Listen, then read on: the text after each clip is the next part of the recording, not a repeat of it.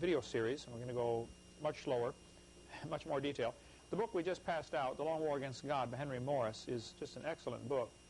One of the best I've ever seen, tracing the history of evolutionary thought. See, evolution didn't start with Charles Darwin. It started with Satan in the Garden of Eden. And he traces it up through all the different Eastern religions and everything else. And I want you to turn to page 60. Because last week we were talking about how evolution and racism tie together. By the way, the book is normally $13 in softback. It's enlisted in our catalog. It has hardback for like $21. I think our cost is like $10. If you're in the class and you want to get one for $10, you're welcome to do that. Well worth reading. I would say one of the top 10 books I've ever read. This would be it. It's that good. I've only read 11 books. Page 60, it covers how all the people were racist at the time when evolution became a popular theory.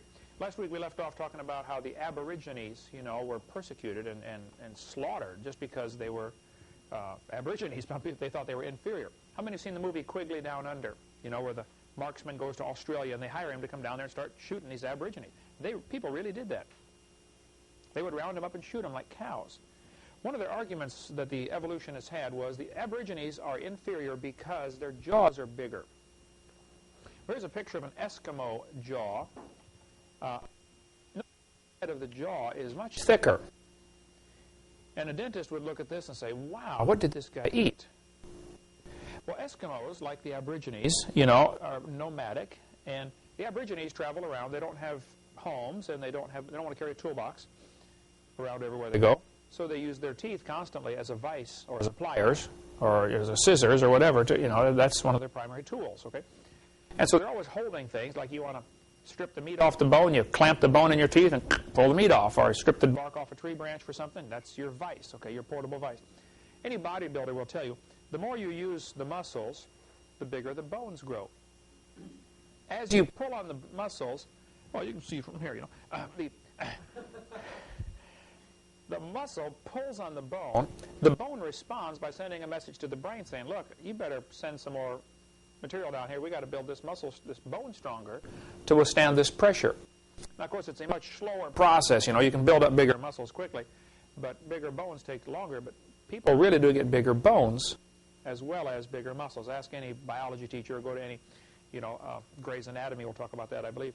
But because the Eskimos and the Aborigines use their teeth all the time for a vise, their jaws are actually thicker and heavier duty than the average person. Some have argued that wisdom teeth, I got a letter the other day, said wisdom teeth are proof of evolution. I wrote back and I said, well, there's a couple of flaws in your thinking. First of all, wisdom teeth is losing something, not gaining something, Secondly, if man used to develop slower when God first created the world, 6,000 years ago, they might have been, didn't enter their teenage years until they're 20. And, didn't get married till they're 60. I mean, all you got to do is look at the dates in the Bible. So I think it was just a long, slow, lazy childhood, delayed maturation. Another factor to consider, there was so much to learn. Think how many plants and herbs and uses, Adam was pre-programmed with, or learned from talking to God, and then Adam had to pass this knowledge on to his kids, and they have to pass it on to their kids. I mean, in one sense, I learned so much from my dad. It was just incredible. We built houses together and worked on cars together, and even when he was, 70 years old, it was neat to talk to him because he knew so many things. It's like, wow, I didn't know that. Here I am, 35, and he's 70, and it's like, wow, Dad, that's neat. I didn't know you knew that. Well, Adam lived to be 900, plus came pre-programmed. So I just suspect before the flood came, I don't have a chart up here, but before the flood came, the people were developing much slower. You were a kid for 20 or 30 years. No, not a care in the world. Enjoy life, a lot to learn, but just basically have a wonderful time enjoying God's creation. So, if the people were before the flood were 8, 9, 10 feet tall, like we covered on seminar part 2 of our series, that there's certainly some indication that they might have been, at least some were that big. Their jaws are bigger. Now you have room for that extra tooth. It's not a problem. The only reason it's a problem today is because we're probably genetic dwarfs compared to what we used to be. The Chihuahuas and the pug, and the little dogs that they've bred to be real tiny, have all sorts of problems. Because the gene pool is still trying to make them grow something bigger that there isn't room in their body now. Well, that's what the wisdom teeth are. They're the opposite of evolution. They're proof of a much better original creation. So the Aborigines, though, were hunted, they were killed, they were enslaved, they were treated just like animals. Some missionaries tried to work with them and did an amazing job. I mean, many Aborigines were saved, got civilized, whatever that word means, and made great Christians. There are Aborigines churches over there today in Australia. They are not an inferior species. They have a different lifestyle. You know, they prefer not having like the guys that live under the bridges, you know. Half the guys that live under bridges, that's what they want. They're homeless because they don't want to have bills to pay. They like the freedom from responsibility. And there have always been folks like that. You know, they'd rather go off in the woods hunting all their life, you know, and, you know, be the mountain man, Daniel Boone kind of guy. So I think, well, we'll get into more of that later about the Ice Age in Seminar Part 6, if we ever get that far. But look on page 61 at the top in Henry Morris's book. It was not only Darwin and Huxley, the two top evolutionists, who were racists. All of them were. This fact has been documented thoroughly in a key book by John Haller, appropriately called Outcasts from Evolution. One reviewer of this book said, "This is an extremely important book, documenting, as it does, what has long been suspected and ingrained firm and almost universal racism of North American men of science during the 19th and into the 20th century. Ad ab initio. Afro-Americans were viewed by these intellectuals as being in certain ways unredeemable, unchangeable, irrevocably inferior." This is what they said. The quote we read last week, go to the bottom of page 60, just before that. This is what Huxley said. We only read part of the quote last week. "No rational man, cognizant of the facts, believes that the average Negro is the equal, still less the superior of the white man. And if this be true, it is simply incredible that when all his disabilities are removed, and our prognathous relative has a fair field and no favor, as well as no oppressor, he will be able to compete successfully with his bigger-brained and smaller-jawed rival in a contest which is to be carried on by thoughts and not bites."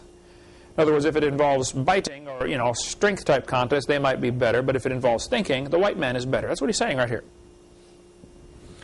That was the attitude of the 1800s. Now, racism has existed all through history, of course, but evolution is the only way you can justify racism, because the Bible says very clearly we all descended from Adam, and then later all from Noah's family. How on earth can one race be superior? Scripture certainly does not teach racism. God did tell the Jews only to marry other Jews, not to marry outside, and there may be a lot of reasons for that, but I'm Norwegian, my wife is Irish. Is that an interracial marriage? You know, there's certainly no scriptural reason to not have a black and white person marry.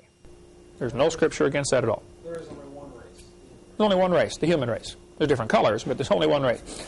I think in some segments of society it may be, you know, really, really hard on the kids, and that's unnecessary to do that, you know. So, but I wouldn't, you know, if we had a black guy working for us for a while, his wife was white, great couple, loved the Lord, moved on, teaches school now in Tennessee, you know. It's probably for a long time, maybe forever, going to be some kind of racial, you know, stigma in America, at least in some parts of the world. But, you know, I don't think it's necessarily the wisest thing to do, but there's no scripture against it whatsoever. Okay, so evolution didn't cause racism. Evolution justified racism. Okay, in 1904, the World's Fair was held in St. Louis. That'll be a good quiz question. At the St. Louis World's Fair, if you go to the St. Louis Zoo today, you can still see many of the buildings and places where after they had the World's Fair, they gave this area to the zoo and or science center, I believe, in St. Louis. The buildings are still being used. One of the displays had 2,000 what they called primitive people on display to demonstrate their lack of evolutionary progress. Indians were put on this display, pygmies from Africa. There was a whole pygmy village set up at the St. Louis World's Fair in 1904. Dead or alive? They had them living there, you know, doing their little things, you know, making their stone tools, and people would come by and watch them. Oh, isn't that cute? You know, what a shame. He's so inferior. He's so stupid. If only he wasn't black. If only he was like us white people. You know? Wow. I mean, that's what was, and that's in America, in St. Louis, 1904. Anthropologists designed the entire display. Ota Benga was one of the pygmies from Africa. He was taken away from his wife and 2 children and put in a cage with chimpanzees. He lived with the chimpanzees, not all the time. He got out, from time to time. But he got converted. Somebody led him to the Lord, but he just never could get over this stigma. Oh, you're the guy that was in the cage with the monkeys. Ha, ha, ha. He ended up killing himself, committed suicide. This attitude, though, even into the 1900s, even into the last century, was because of evolutionary thinking. Theodore Roosevelt, as good a man as he was, and he was a great godly man in many ways, okay, and certainly a great patriot in many ways, he was strongly influenced by the evolution theory. He believed the Indians were an inferior species. Most people believed that back in those days. And if you look at some of the old westerns, they often called the Indians savages. And they portrayed them as, wicked, evil savages. Really, there are very few movies about the Indians that portray them as the good guys. It's almost always the bad guys. I can remember as a kid growing up, we played cowboys and Indians. It's just, everybody did. I don't know back in your era if it was that way or not, but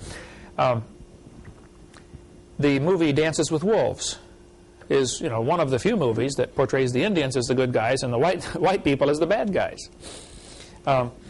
It just is sad that what happened. We visited in Arizona and right near the Four Corners, an Indian reservation, and I have spent, quite a bit of time, I guess, talking with Indians and discussing their religions and their beliefs and stuff like that. There still today is a stigma with some people versus the Indians. Some people still think they're inferior for some reason, genetically inferior. And what's happened because of the dumb things we did to the Indians back in the 1800s, it's about like the welfare for the black people, or for primarily the black people. It has just destroyed their work ethic in many cases. It's destroyed their character, destroyed their families because, they don't have a father in the home. And 65%, I believe now, of black births are illegitimate. 65? 73 you heard today? The welfare has destroyed the whole black culture. I remember as a kid we had friends that were black and they were hard-working like everybody else, and took care of their family like they're supposed to, It's so sad. And that's what happened to the Indians. So many of them now. When I was down in Chinle, Arizona, and in Farmington, New Mexico, for a couple of weeks working with the Indians there, a large percentage of them are alcoholics. They get their monthly paycheck and go drink till they run out of money. The man has no purpose, in the family. So he's a drunk and mom raises the kids. It's a matriarchal society. Welfare does that. Theodore Roosevelt said, I wish very much that the wrong people could be prevented entirely from breeding. And when the evil nature of these people is sufficiently flagrant, this should be done. What's he saying there? You should sterilize them. And by the way, in the early 1900s, there was a lot of this going on. Many mental institutions would take people that they thought were mentally retarded, sterilize them, so they wouldn't have children. I mean, thousands, if not hundreds of thousands, this happened to. Lots of people, just forced sterilization. Roosevelt went on to say, criminals should be sterilized and feeble-minded persons forbidden to leave offspring behind them. The emphasis should be laid on getting desirable people to breed. This is exactly what happened with Adolf Hitler's thinking. We are desirable. And we happen to be the desirable people, so, let's kill everybody else or prevent them from breeding. Many, many Jews, if they weren't executed, were sterilized during the concentration camp era, World War II. Let's go on here. Roosevelt said, this book from Bob Jones University says, this statement was not made by a Nazi in the 1930s, but in 1913 by American patriot Theodore Roosevelt. Although he was a great leader in other ways, he, with most of American upper middle class in the early 1900s, thought that the many immigrants from Europe, Scotland, Ireland, and the Orient were a threat to American society. Well, how many of you have one of your ancestors as an immigrant from one of those places? Just about everybody in the room, right? Sure. But they were really concerned that they were a threat to American society. Actually, in 1871, Congress officially scrapped all treaties with the Indians and moved them off to the reservation system that is still in effect today. But even before 1871, the Indians, of course, were being mistreated. I don't know when Geronimo was finally captured. Does anybody know he's held down here at Fort Pickens? That was his prison for a while. 1890, would that have been? Or, I could look it up, Geronimo. But the Indian Wars really are just really a little over 100 years ago. There were still serious problems, on the frontier. 1871, the Congress scrapped all treaties. Now, before that, back in 1820, 30, 40 era, somewhere in there, I don't remember, the Trail of Tears incident took place. The Cherokee Indians, which lived mostly around North Carolina, South Carolina, Georgia. You know the cave we went in, Eric, right on the Alabama-Georgia border? You drive by it all the time on the way to Chattanooga. Cave, Sequoia Cave. Sequoia Cave was the headquarters, or was one of the places where the Cherokee Indians met. One of their great chiefs was Chief Ross. He taught all of his people how to read. They made up a Cherokee alphabet with, I think, like 80 characters, and because each had 80 different sounds in the Cherokee language or something like that. He taught them all how to read in just a matter of a few months. Here they were, people with an unwritten language, just a spoken language. He gave them an alphabet, gave them a written language, and taught them to read. They were fitting in just fine with the white society around them. You might have an Indian neighbor next door, and nobody thought anything about it. But Sam Houston was married to a Cherokee Indian. I believe I have the facts straight. It's been a while since I read this, but Congress voted to move the Cherokees out to Oklahoma to make room for the white man. One famous town was called Ross's Landing, I believe the name of it was. All the Cherokees were moved out. On the forced march, it was interesting, they scheduled it so that the property would be taken over about 2 weeks before harvest time. So the Indians did all the work, planted the crops, plowed the land, raised the crops, got them just ready to harvest, and they're forcefully moved out. I mean, soldiers came in with guns, loaded them on wagons, and moved them to Oklahoma. It's called the Trail of Tears. Went right through Cherokee Pass, Arkansas. We stop there at the gas station at Cherokee Pass all the time. Right through Imboden, Arkansas. The Trail of Tears went. 1/3 of them died along the way. Sam Houston was just enraged with what Congress was doing. They renamed the city. That was Ross's Landing, I think was the name of the city originally. Again, you can go back and look up and do research on this. But so people would forget about what happened to the Cherokees. They renamed the city Chattanooga, Tennessee. That's where you went to school. It's quite a history there. You won't understand what happened to the Indians, though, until you understand how evolution ties in. Now, the Trail of Tears happened before Charles Darwin wrote his book. And I had an atheist write me a letter saying, "You're so stupid. Don't you know the Trail of Tears happened before Darwin's book was even written?" Well, he's the one that's stupid if he thinks Darwin started evolution. It started way before that. Okay, Darwin stole most of his ideas from his grandfather, Erasmus Darwin. No, I understand the Trail of Tears happened before Darwin's book came out, but still, what happened to the Indians was a result of the racism, which it can only be justified by a theory like evolution. The Bible is very clear in Malachi chapter 2, "Have we not all one Father? Hath not one God created us? Why do we deal treacherously every man against his brother?" I worked for 17 years driving a bus every Sunday and often Wednesday in an all-black neighborhood for church, bringing kids to church. When we were going to the campus church over here, I personally brought 50 to 60 kids every Sunday night in my van to Awanas. I would make 5 or 6 trips down to the Escambia Arms, to the ghetto, People say, "Aren't you afraid to go in there?" Well, I suppose a little bit, but man, I enjoyed, and still enjoy, meeting with black people. They're friendly. You go to the door, you knock on the door, "Hey, come on in." They've never seen you in their life. They'll invite you in. People down, talk to them, they'll ask you for supper, all kinds of stuff. I've knocked on who knows how many doors as an avid soul winner for 30-some years now. But I really enjoyed working in the black neighborhood. But one night, I couldn't sleep, so about 2 in the morning, I got up, and I went down to my bus route in Texas, Longview, Texas. Some drunk had been driving late that night and thought he was going down the street, and instead he turned down the railroad track. He drove a short distance down the track, car bottomed out, stuck on the rails, So several people stopped, and I saw the commotion, so I stopped my car.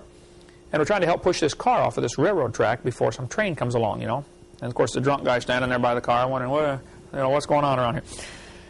And I got talking to this guy. We're trying to push this car off the tracks, And he says, "What are you doing out here in this neighborhood?" He said, "That's all black neighborhood over there." I said, oh, yeah, I know most of those folks. They ride my bus to church. I come in here all the time, visit with them, love them. He said, church? What do you take them to church for? I said, well, we get them saved, and teach them how to love the Lord and serve God and do what's right. He said, saved? He said, black people don't have souls. I said, are you part of the KKK? He said, yeah, how'd you know? Just a lucky guess, I don't know if all KKK members believe that, but this guy did, and a lot of them do. That black people are animals. They don't have a soul. Now, where on earth would an idea like that come from? Evolution. They haven't evolved far enough. The white man is superior. The Bible says in Acts chapter 17, and hath made of one blood all nations of men to dwell on the face of the earth. Now, there are definitely distinct characteristics of the different racial groups, if you want to call them racial groups, okay? No question, all right? I've dealt with the Japanese when I was in Japan, and they're often very polite, very sweet, very mild-mannered, very humble, but there's kind of a pride because they're humble, and they resist the American gospel in many ways. I was over there, and pastors will work there for 20 years to get a church of 10 people. They don't want it. They look at American news, everybody's killing everybody. They don't have that problem in Japan. I mean, they're 10 times more crowded than we are. And their crime rate is way down. They don't want what we got. You want us to accept American gospel? No thanks. We don't want what you've got. So different racial groups, no question, have certain characteristics about them. The Indians with the high cheekbones, the Norwegians with the blonde hair, et cetera, et cetera. But we're all descended from Adam and then later from Noah's family. So there's no reason to be a racist. Darwin said, a married man is a poor slave, worse than a Negro. I won't ask how many of you agree with that statement, but the fact is, if a professor said that today, how long would he keep his job? Or his life? Yeah, not long, right? And yet Darwin is touted in schools as one of the great, heroes, one of the great scientists of the world. He was a racist. He was a woman hater. He finally married his first cousin. Nobody else would take him, apparently. Darwin wanted to raise a race of purebreds, great. He thought if you marry close to the family line, he thought, since I'm so great, I'll marry somebody closely related to me. And we'll produce, super kids. Well, it didn't work. Okay, you get a bunch of rednecks when you do that these days. Darwin. Yeah, we'll get to that in a minute. Darwin said, the chief distinction in the intellectual powers of the two sexes is shown by man's attaining to a higher eminence in whatever he takes up than can woman. Whether requiring deep thought, reason, or imagination, or merely the use of the senses and hands, the average of mental power in man must be above that of women. See, after Darwin wrote his book, Origin of Species, he later wrote another book called The Descent of Man. He actually wrote several books, okay? Progressively more atheistic. In his first edition of Origin of the Species, you can tell which edition you're reading by looking at the last sentence in the book. First edition says, it ends with the words, by, I forget the whole paragraph now, but you can tell by this progression of animals or something that these things were created. Then in the second or third edition, they changed it to evolved. And there were 6 editions, I believe, altogether. And the first one, or at least the first one, maybe the first 2, have the word created in there. Then they took that out. It became evolved. But in his book, Descent of Man, Darwin also said on page 588, thus man has ultimately become superior to woman, poetry, strength, voice, etc.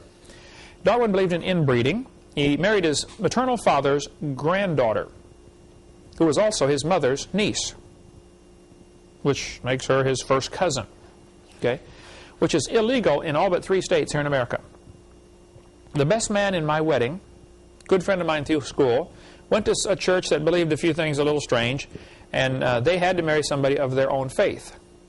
Well, there aren't many of that particular, kind of real narrow faith, so he married his first cousin.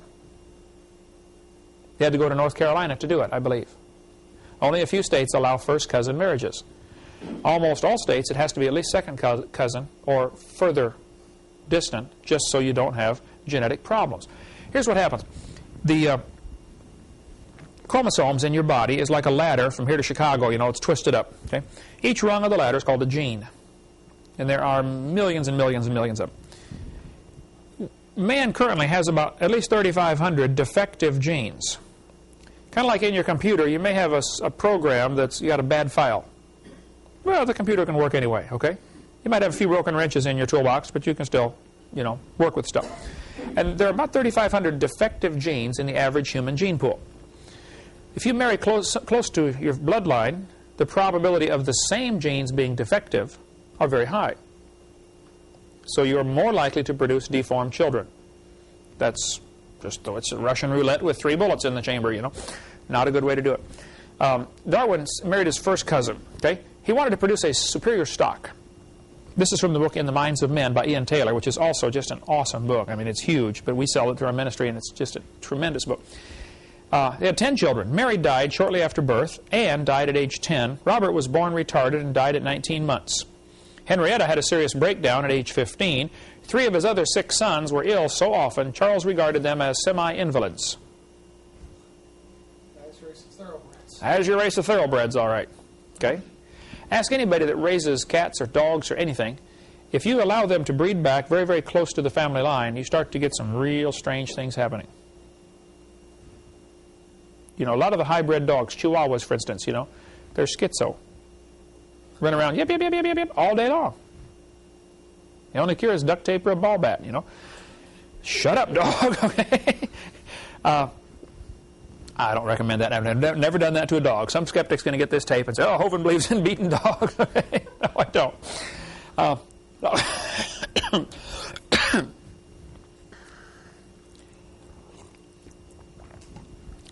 All right, so racism ties right in. Look on page 61 here. This whole section is about how the evolutionary theory in the book Along War Against God, how the evolutionary theory and racism just go hand in glove. Now, evolution didn't cause racism, and racism didn't cause evolution, but they certainly support each other. Okay? All through here you see quotes by major evolutionists about how racism and how all the major evolutionists of the 1900s were racist, which was acceptable. I mean, we still had white bathrooms and black bathrooms here in the South just 40 years ago. Right? You'd see signs, colored only. Pekin, Illinois, right near where I grew up. We've been through Pekin 1,000 times, used to have signs on the edge of the city. Black man, don't let the sun set on you here. That's in my lifetime. The town we were in yesterday, Eric, Yeah, they don't allow blacks. Still, today. 2001, There was one black kid at church last night, wasn't there? I was surprised. Yeah, the only black one in the whole town. And Well, they lived about 45 miles away. oh, lived along. They had to bus them in. Yeah. Jay, Florida had that sign. Jay, Florida had a sign like that? Just not long ago. Till not long ago. Wow. Well, the KKK is still real strong, in some areas. That type of mentality, though, that because of a person's skin, he's inferior. Well, that's just flat stupid, okay? There's no scientific evidence to back that up. And that drives prejudice, into people. And that just is sad that so many kids are raised with thinking that, Dad teaches them that, and so they're going to believe it. Okay.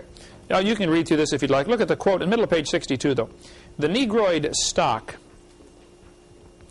is even more ancient than the Caucasian and Mongolian, as may be proved by an examination not only of the brain and of the hair, of the bodily characteristics such as teeth, genitalia, the sense organs, but the instincts, the intelligence. The standard of intelligence of the average adult Negro is similar to that of the 11-year-old youth of the species Homo sapien. This is Henry Fairfield Osborn, that was on the quiz from last week, the curator at the American Museum of Natural History. He was the guy who was going to introduce, this was one of the things they were going to introduce as evidence in the 1925 Scopes monkey trial. He was the guy going to bring in Piltdown Man as evidence for evolution at the Scopes monkey trial. This is Henry Fairfield Osborn, who was a big brand name evolutionist of his day. Now, evolutionists today have worked very hard to distance themselves from this kind of teaching. They will usually say, yes, they taught that 100 years ago, but we don't believe that anymore. And that's hopefully that's correct, okay? But the fact is, this is just history. This is the way it was. Okay, racism and evolution go hand in glove. Okay, let's talk a little bit about how evolution is the foundation for communism. Switch gears here. All right. Before we do that, though, racism, of course, is a great way to get some people to kill other people. Great way. And that's one of Satan's goals. Lower the population to 0. Kill everybody. Now, God doesn't allow Satan himself to do it, so Satan has to get some of his assistants to do the dirty work for him. And so one of Satan's goals is get people to kill other people, and that's racism is a great way to do it, and evolution ties right into that. Okay, let's see how communism goes in with evolution. Humanist Manifesto was written in 1933. Good quiz question. That's the first Humanist Manifesto. They wrote a second one in 1973. Basically says a lot of the same stuff. Okay? Humanists here are declaring that they are a religion. Over and over in the Humanist Manifesto, which you can still buy from Prometheus House, I believe, is the name of the publisher, wherever that's at. I forget. I've got Humanist Manifesto in my library. But they start off by saying, this is religious humanists. All through this document, they call themselves religious humanists. The courts have declared humanism is a religion. Humanism, basically, there's only two choices, okay? Two kinds of religions in the world, if you can call it that. There are those that say there's a God, and he tells us what's right and wrong. Now, who that God is it Allah or Buddha or Jehovah? All kinds of them, okay? We believe we've got the right one. Of course, they believe they've got the right one. But the fact is, there are those religions who teach there is a God, and he decides right from wrong. And all we got to do is find out what he wants and do it. Other religion says there's no God. If there is no God, then who's in charge? That's basically the question. Who is in charge?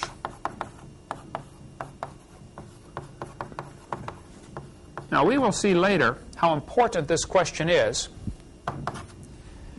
when we see what's happening with the New World Order and with our money supply, Federal Reserve notes. We're going to get into a lot of interesting things. Redeeming the straw man, income tax, which is voluntary, by the way, for most Americans, which we'll get into later.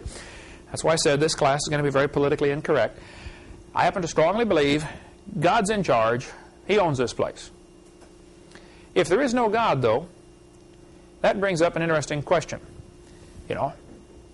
Who's in charge? I asked an atheist student one time in Pennsylvania. He sat in the class, in the auditorium when I spoke to the auditorium there in Pennsylvania. He said, Mr. Hovind, I'm an atheist. I said, really? He said, yeah, there is no God. I said, well, then tell me, son, how do you decide right from wrong? He said, that's easy. He said, I decide what's right and wrong because, he said, I couldn't believe he said this. He said, I'm the God of my own universe. I said, man, I'm glad to hear that, son, because I'm going to shoot you in 5 minutes. He said, you can't do that. I said, oh, yeah, I can. You see, I'm the God of my own universe. If evolution is true, then man is God. We're it. That's exactly what humanism says. Humanism basically says, look, there is no God, therefore man is God. We have evolved the farthest, so we decide what's right. This didn't start with Charles Darwin by a long shot. The history in this book is so good about that. Henry Morris goes clear back to talk about even guys like Aristotle and Plato, who had their chain of being. Man is at the top. Under that is woman. Under that is animals. And if a man doesn't study philosophy, he'll come back as an animal. And if he's a cowardly man, he'll come back as a woman when he gets reincarnated. Something like that. It was so stupid. But the whole thing is this chain of being where man is the ultimate authority.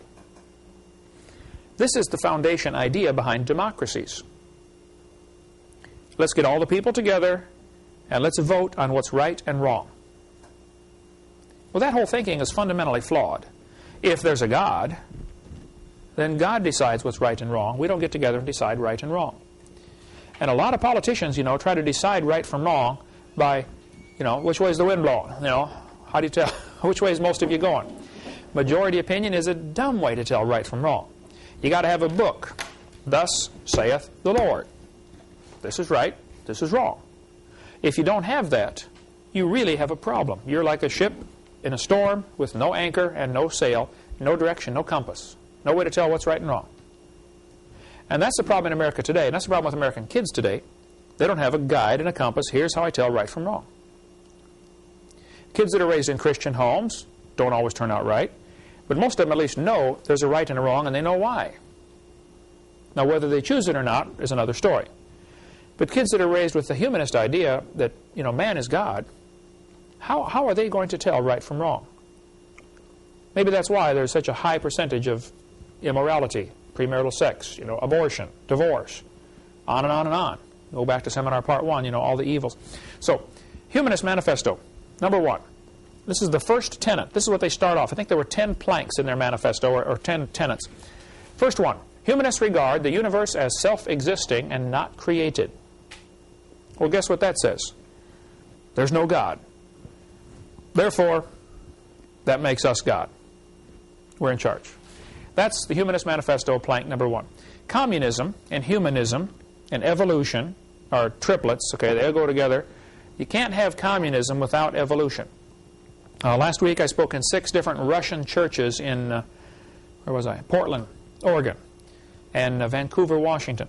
The Russian whole system of communism that caused untold suffering to those people is based on evolution. The solution to fix Russia's problems is creation evangelism. Get the gospel in there and bring in the idea there's a creator. See, we had people come to America. The immigrants came to America for, you know, hundreds of years, and many of them brought with them what's called a Protestant work ethic. There's a God. I shouldn't steal. I should work hard. I should, you know, I should get the fruit of my own labor. The harder I work, the luckier I get.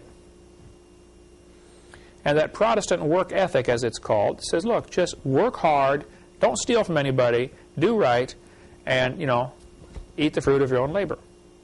Drink water out of your own cistern, the Bible says. Okay, well, after the quick break here, we'll get into more on how communism and evolution tie together. And this will take quite a while as we go through the 10 planks of the Communist Manifesto and the 8 rules of revolution that the communists have for taking over a country. And we're going to get bogged down on some of these, I'm sure. But feel free to ask any questions if you'd like. Okay, quick break.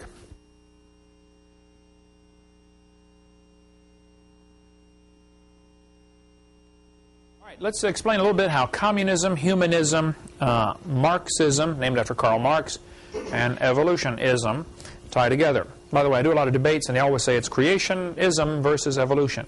You ever notice that? I say, no, it's evolutionism versus creation. I always put the ism on evolution on purpose. This fellow said, do humanists believe in a supreme being? Emphatically, yes. That supreme being is man. Humanists have no knowledge of any being more supreme. They will call themselves an agnostic. They will say, I can't prove there's no God, I just don't know. Agnostic is from the Greek word where we get our word ignoramus. I don't know. How appropriate, yes. Agnostic, ignoramus, okay? I don't know. And guys like Huxley would not claim to be atheists, and a lot of, you know, professors today would not really claim to be atheists. They would claim to be agnostics, which means they just don't know. So make that a quiz question. What does agnostic mean? Don't know. Or ignoramus. Either one would be sufficient there. In the American Humanist magazine, this fellow said, the turning point in history will be the moment man becomes aware that the only God of man is man himself.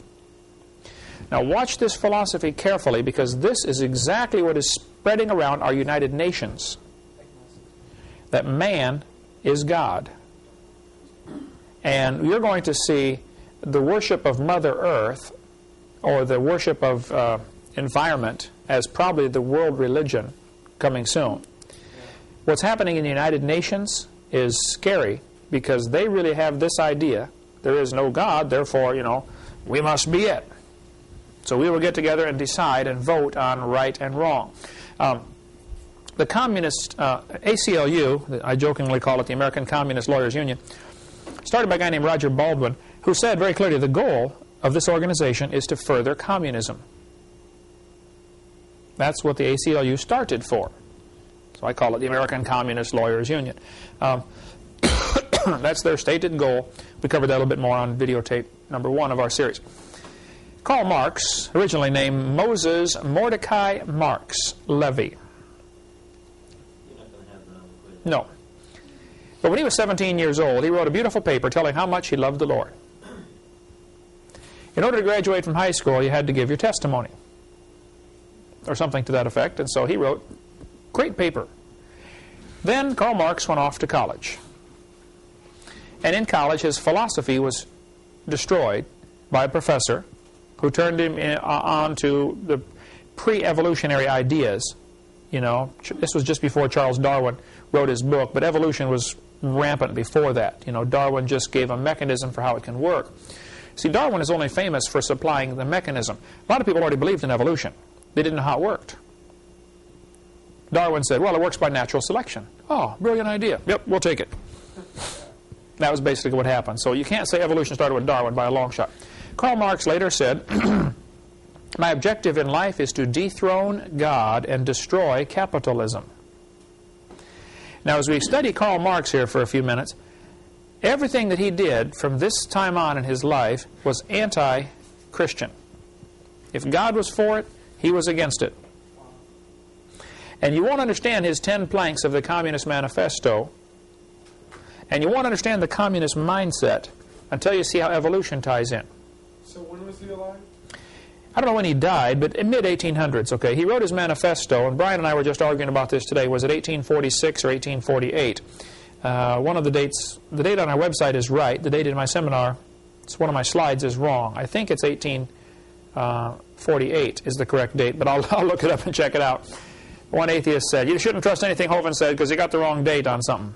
You know. Oh, I said Congo was taken over by Belgium in 1880, and it was 1885. Therefore, everything else I say is not good. That's the kind of thinking these guys have, you know. Anyway, this professor at E.O. Wilson is a biologist at Harvard University, has taught for 4 decades. He said, as were many persons from Alabama, I was a born-again Christian. When I was 15, I entered the Southern Baptist Church with great fervor and interest in the fundamentalist religion. I left at 17 when I got to the University of Alabama and heard about evolution theory. And now he has been destroying students for 35 or 40 years at Harvard University that come through his class. And just about every kid that goes to a secular university, even University of West Florida here, in the middle of the Bible Belt, you know, Pensacola, Florida, there will be at least one professor who thinks it's his duty in life to destroy that kid's faith going through school. And a very high percentage of kids get their faith destroyed going through school. Professor Wentworth, he said, when I entered Harvard in the fall of 1924, I was not only a Christian, I was also an avowed candidate for the ministry. Then for 4 years I underwent a process of mental readjustment which shook my little world to its foundations. Through it all, only one thing was clear to me. If I could reconcile religion with intelligence, I knew that I could go on into my chosen career, fortified by the experience. If I could not, every consideration of honor would compel me to make other plans. In the end, I gave up the ministry. College education turned him away from serving God. I got a letter just last week, 2 weeks ago. This fellow said, Dr. Hovind, until I went to college, my faith in God was sound, but my college history class helped to destroy that faith. I started to doubt the Bible and God's Word. I even started to doubt Jesus was truly God's Son, and that He died and rose for my sins. My best friend showed me your tapes, and I was in awe of what I saw. Everything I thought I knew about life was changed. Praise God. But how many, right now, tonight, while we're sitting here, how many hundreds of thousands of students are doing homework for a college class that is destroying their faith, and their insides are just being eaten up with this doubt because some professor gave them a hard time all day today, and nobody has given them any ammunition to teach the truth. I am so convinced this evolution theory is not just dumb, it's dangerous. What happens, Satan is using this theory, of course, to keep people from hearing the gospel. Many people refuse to even listen When I tried to witness to my brother's best friend, Mike, who lived just the next street over from us when I was growing up, I tried to witness to Mike, and he was going to college in Peoria, Illinois there, and he started telling me all about evolution. He said, I'm sorry, I don't need your gospel, I don't need your Jesus, because, I'm going to college, Evolution is how we got here. And I couldn't get anywhere with him. I was a brand new Christian myself, sophomore in high school, he's a sophomore in college, and I didn't know how to witness to him. That was one of the events, I guess, in my life that caused me to start getting interested in finding an answer to this, because this evolution theory is hindering folks from coming to listening to the gospel, for one thing.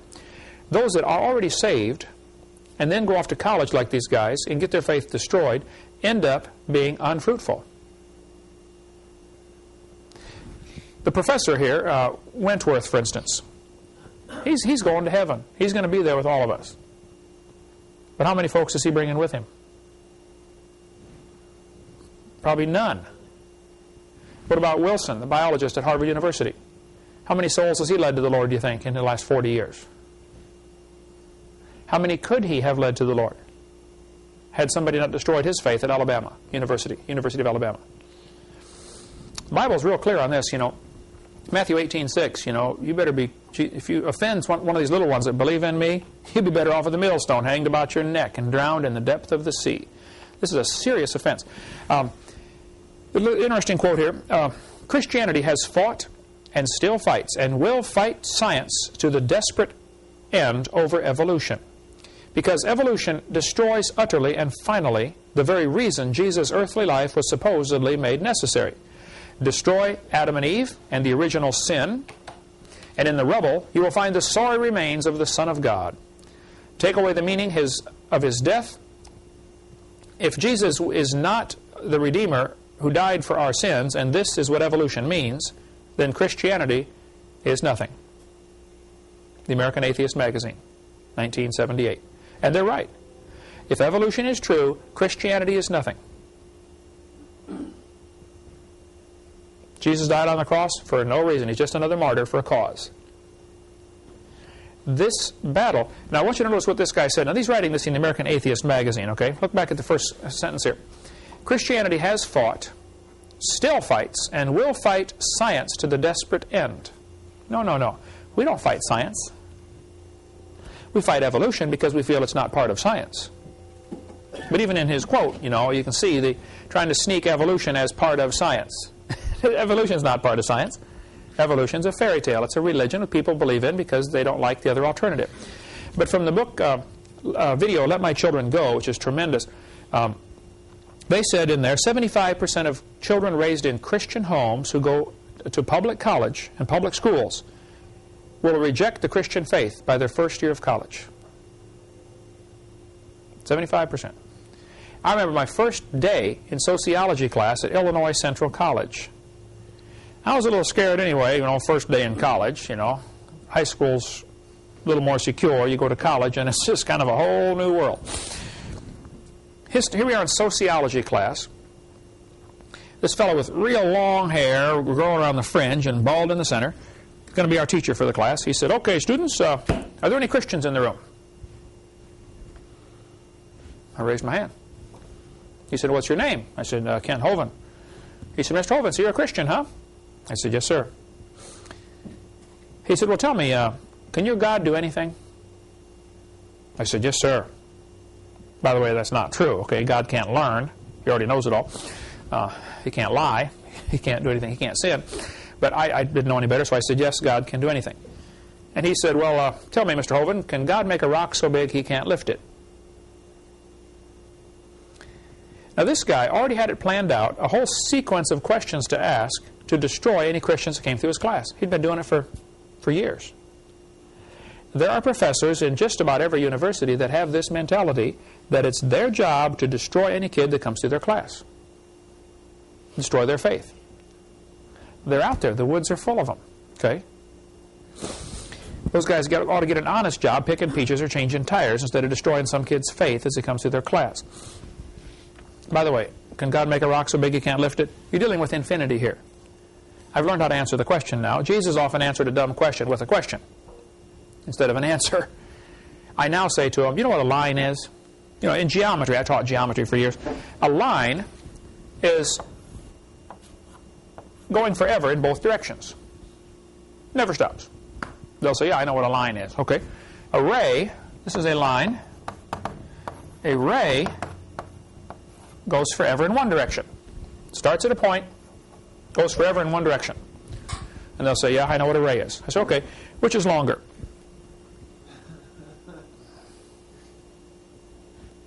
Well, they're both infinite, okay? Neither one's longer than the other. And as far as, you know, the rock and God can make a rock. All I could say at the time, I said, God can make a rock so big you can't lift it.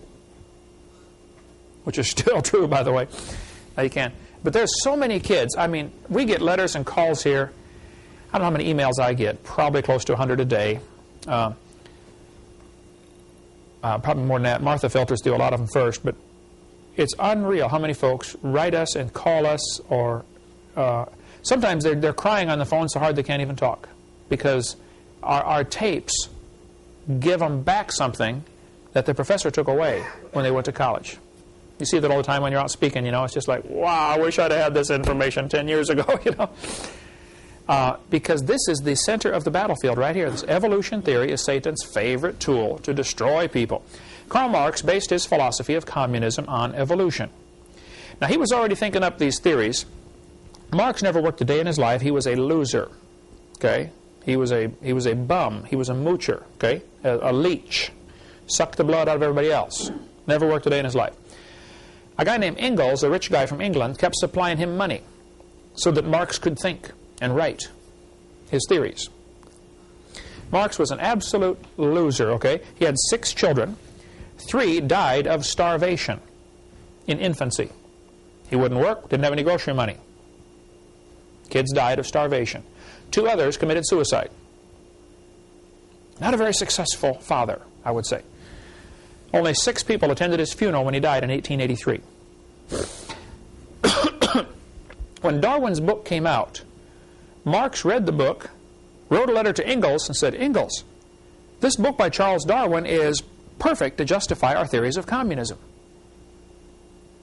This book takes away the need for God. Therefore, man is God. See, you cannot have communism and Christianity. They don't coexist. They can't. The 2 philosophies are mutually exclusive. Either there's a God that decides right from wrong, or man decides right from wrong. Karl Marx wrote the Communist Manifesto. I have the date on here of 1848. I believe that's correct. The one on the website is the correct one. I'll fix this if this is not right.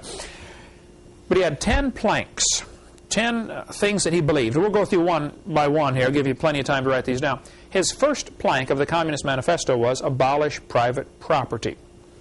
And we'll probably ask you on the quiz to pick any 3 or 4, and maybe some bonus if you can list more, of the planks of the Communist Manifesto. These are 10 ways to destroy a capitalist country, to destroy a Christian nation, and establish communism. See, now, Peter, you were raised how long under Soviet Union? 8 years. 8 years, okay? And your family for generations back before that, right? Communism doesn't allow you to own private property. Finally, I don't know when, 1950s or something like that, so many people were starving under the communist work program. You know, they had these huge collective fields, you know, this 10 billion acres belongs to the government. Everybody go out there and work all day, you know. Who wants to go work on a field they're not going to get any result from? So even today, a huge percentage, I heard 70%, it may be more than that or close to that, of the food raised in Soviet collective farms never makes it to the table. It's either not harvested, oops, we forgot to harvest it, so it rots, or it's harvested and stored in huge piles and the rats eat a bunch of it, or the birds, they just store it in big piles, because it's not privately owned.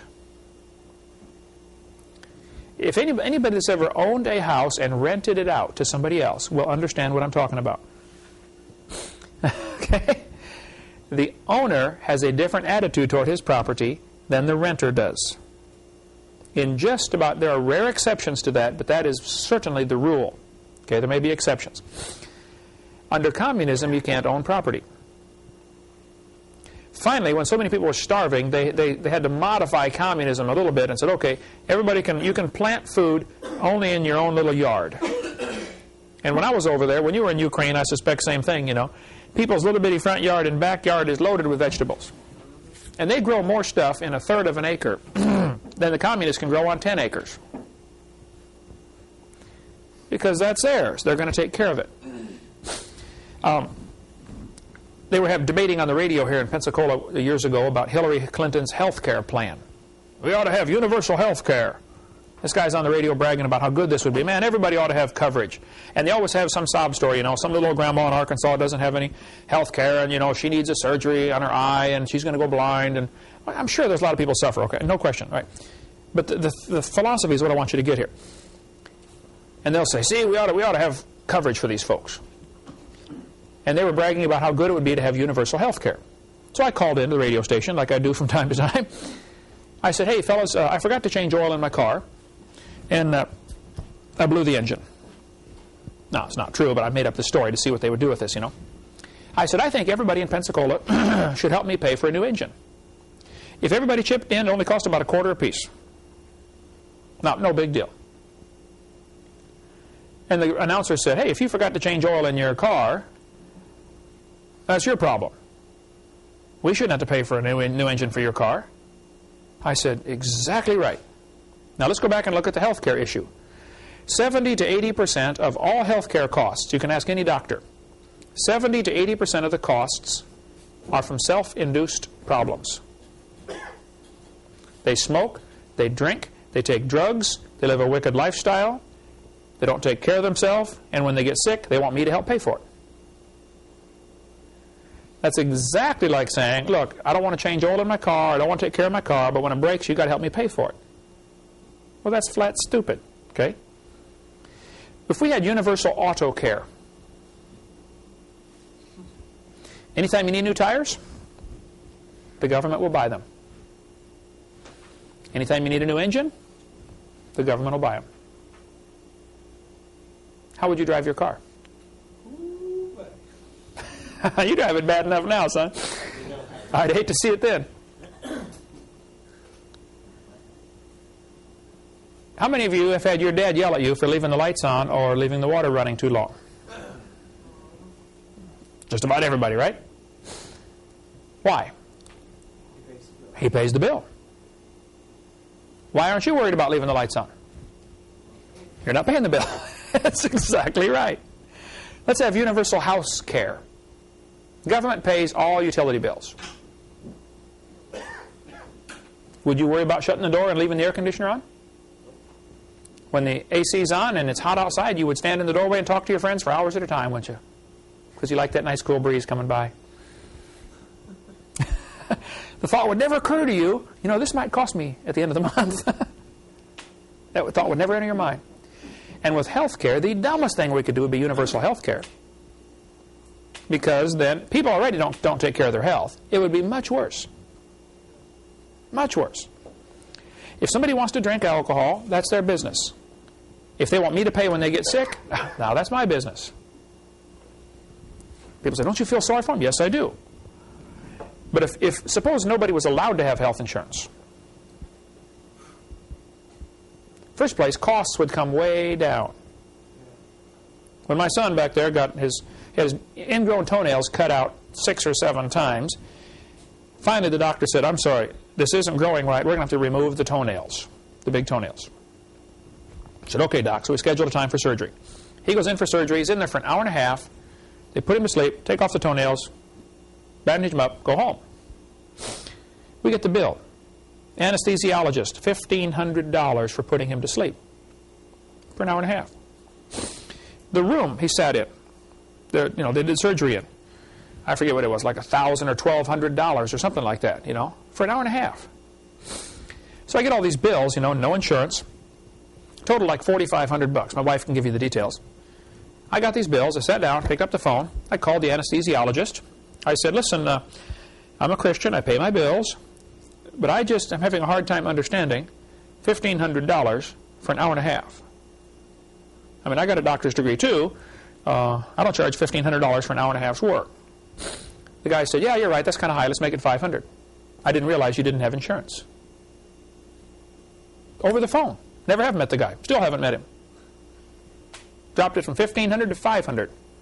Called the doctor or the people who owned the little clinic. It wasn't even a hospital, a little outpatient thing, you know. $1,200 for an hour and a half. I know you got to change the sheets and, you know, get to buy some new bandages and stuff like that, but, you know, that's a little high, don't you think? I said, yeah, you're right, let's make it $400. We didn't realize you didn't have insurance. If nobody had insurance, medical costs would drop dramatically. Now, I'm not saying insurance is good or bad, okay? I'm just saying the fact is when people have it, costs go up and people take less care of their health. That's what communism does. First plank is abolish private property. The Bible's very clear. Leviticus chapter 25, verse 10. And ye shall hallow the 50th year, and proclaim liberty throughout all the land unto all the inhabitants thereof. It shall be a jubilee unto you, and ye shall return every man unto his possession. What's happening here? Anybody know the story in Leviticus? What was the law they set up? How's it supposed to work? If you lose your property, you get it back in 50 years. Let's suppose, you know, Dad's a drunk. The family loses everything. They know in 50 years they're going to get their inheritance back. So, if you're having hard times, you can't pay your bills, and you want to sell 5 acres of your property, you can sell it to your neighbor until the year of Jubilee. So the neighbor's going to think, okay, we got 7 more years until he's going to get the property back. How much crops can I grow on that land? That land is only worth X amount of dollars because I can only have it for 7 years, or for 15 years, or for 25 years, or whatever it is. And they would prorate the value of the land based upon how long they're going to have it, because they know they're going to have to give it back. Ownership of private property is essential to freedom. Suppose in Soviet Union, you're not allowed to own property. What's your incentive for working? I hope you saw it when you were there, but I saw it. The lack of a work ethic. And now that communism has not collapsed, by the way, but now that they're giving the appearance that it has, a lot of people simply don't know how to work. They know how to stand in line. They know how to have the government provide for them. But they don't, you know, work for myself. You know, the mafia has just done horrible things over there. And the black market, you know what's happening in Ukraine and in Russia over because of this thing. In 1 Kings, chapter 4, the Bible says, and Judah and Israel dwelt safely, every man under his vine and under his own his fig tree, from Dan to Beersheba. This, in the Jewish mind, is the idea of everything's fine. I got my own vine, I got my own fig tree, got my own property, I'll take care of my family. Freedom is impossible without ownership of private property. And I taught my kids from the time they were little bitty, if this toy, you know, I see some parents, well, you better share your toy with your brother. I really thought about that long and hard. And I said, yeah, I do want my kids to share. However, I also want to teach them property ownership. I'm sorry, Ken Andrew, that is Eric's toy. You better learn to negotiate with him, or deal with him, or offer to trade him, or be nice to him, or ask to borrow it. But I'm not going to force him to share his toy with you. That's his toy. I guess to me, the property ownership principle was important to get into my kids. And I see kids get spankings, you know, because they won't share. Well, I don't know if I'd say, I guess you're getting borderline communism there, you know, making them share it. Hey, it belongs to him. If he don't want to share it, that's his business. You know, I'm disappointed you don't share it. However, it is yours. Do with it as you please. And even in my own family, we each own our own cars. If my son wants to borrow my car, or if I want to borrow his car, we have a mileage rate. Otherwise, there's hard feelings. How many parents, the kid borrows the car, drives it around, uses up all the gas, and thinks he does Dad a favor by filling up the gas tank? Well, that's only 1/4 of the cost of operating a car. You know, what about the tires you wore out, you know, 1%? Or eventually the transmission's going to go bad, or something. You know, all these expenses catch up with you at once. And the fact that you drove it 400 miles to Grandma's, you may not see that expense now, but I will see that expense, you know, in a few years. Something's going to wear out. Certainly you're going to depreciate the value of the car. Buy a $20,000 car, drive it 200,000 miles. How much is a car with 200,000 miles worth? Zero, right? You put them in the junkyard. Yeah. So just depreciation. You went from $20,000 to nothing. That's what, 10 cents a mile? It's just depreciation. It costs 10 cents a mile just depreciation. When you look at a car and you're going to buy a car, it says 1996 Ford Mustang, 50,000 miles. Wow. 1996 Ford Mustang, 150,000 miles. What does that do in your thinking to the value of this car? Drops dramatically. Well, guess what? It dropped 1 mile at a time. The more you drive it, the less it's worth. That's just plain and simple. So, private property ownership is essential. Karl Marx said, no, you have to take away private property. Communism won't work if people have private property. Our founding fathers had a philosophy in this country. Life, liberty, and pursuit of happiness was the slogan. Now, that was a mistake, okay? The original slogan was life, liberty, and property. Property ownership. The whole principle behind being able to defend yourself is the fact that you own your body and you can defend your body. If somebody breaks into your house to do harm to you and you shoot them, you're fine. Audubon Society, the president, Peter Burrell, said, "We reject the idea of private property." Well, this guy has a communist mentality, whether he knows it or not, whether he understands it or not. He's thinking like a communist. Here's a pledge some mother sent me from her 3rd grade class in Massachusetts. The kids had to color this. "I pledge allegiance to the earth, which I do love and depend on, and to all life on land, air, and sea, which is as much a part of the earth as me." We're teaching kids that the earth belongs to everybody. It's not fair for you to own your own property. And the whole idea behind the slow encroachment of government requiring permits for all sorts of things, you know. Man, our founding fathers 200 years ago would have started a war. I mean, I got to get a permit. I got to get your permission to build my house? Forget you. This is my property. That was so strongly ingrained in them, and that now is being weeded out. You're seeing, building your house, how many permits you have to get. And we're seeing here in our ministry, which is under a church, not a 501c3 corporation, a church, and we did not get permits when we built our buildings. And they give us a hard time. They don't understand. Well, we're going to help them understand. You simply have no authority over a real church. And 99% of the churches in America think that they're real New Testament churches, and they're not. They've asked the government for permission to exist. They become a 501c3 corporation. That's not a church. You're a branch. It's like in Soviet Union. There are 2 kinds of churches: the free church and the state church. Most churches in America are state churches and don't even know it.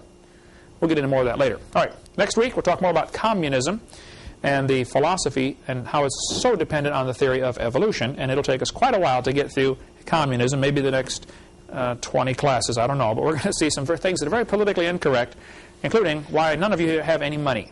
We'll get into that later on. Thank you so much. See you next week.